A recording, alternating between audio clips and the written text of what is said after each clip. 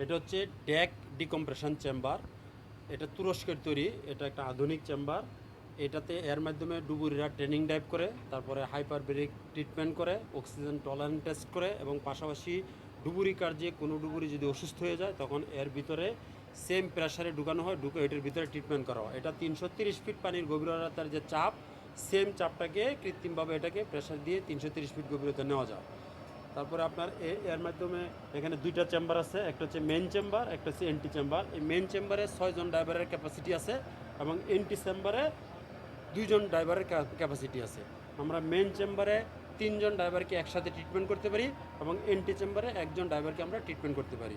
এটা কন্ট্রোল সিস্টেমটা হচ্ছে ভিতরে, এটার প্যানেল আছে, ড্রাইভারের সাথে যোগাযোগ করার সমস্ত সিস্টেম, কমিউনিকেট সিস্টেম ভিতরে আছে এবং অপারেট করার সিস্টেম সব ওই পাশে আছে এই প্যানেলে। এটা হচ্ছে ড্রাইভারকে ঢুকানোর জন্য যে রাস্তা, এন্ট্রান্স বলা হয় আর কি। এই ডোরটাকে এই যে এইভাবে আমরা ক্লোজ করা হয়, লাগানো হয়, দেখেন ক্লোজ করে দিলাম। এখন আমরা ভিতর থেকে যখন প্রেশার দিব তখন এটা ক্লোজ হয়ে যাবে। তখন আমরা আমাদের ইচ্ছা মতো ড্রাইভারকে কত ফিট গভীরতায় নিব সেটা আমরা প্রেশারের মাধ্যমে এটাকে প্রেশার দিয়ে সেম গভীরতা, সেম ডেপথে আমরা নিতে পারি।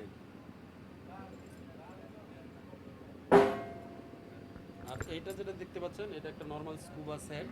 এটাতে ডুবুরে ডাইভ করে, এটা চোখে লাগায়। এটা হচ্ছে যে এটাকে বলে ব্রিথিং টিউব। এটা ফিন্স, ড্রাইভাররা যখন পানির নিচে যায় তখন এটা কাঁধে নেয়, এটা চোখে লাগায়, এটা দিয়ে অক্সিজেন নেয়, এটা পায়ে লাগায়, ড্রাইভার এটা দিয়ে ডাইভ করে আর কি। আর এটা হচ্ছে লাইফ লাইন। লাইফ লাইনটা হচ্ছে ড্রাইভারের সাথে যে উপরের কমিউনিকেট সিস্টেমটা, এটার মাধ্যমে লাইফ লাইনের মাধ্যমে করা হয়।